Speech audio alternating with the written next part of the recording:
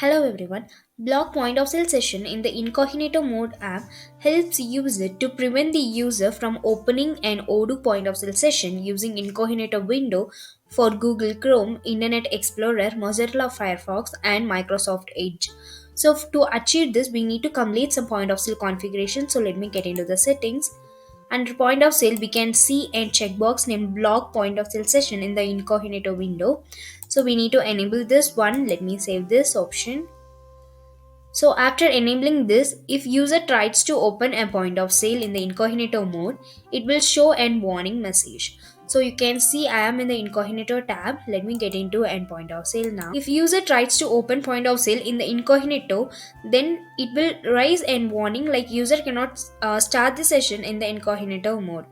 Only an admin can allow or disable the point of sale user for accessing the point of sale session using an incognito window of the browser.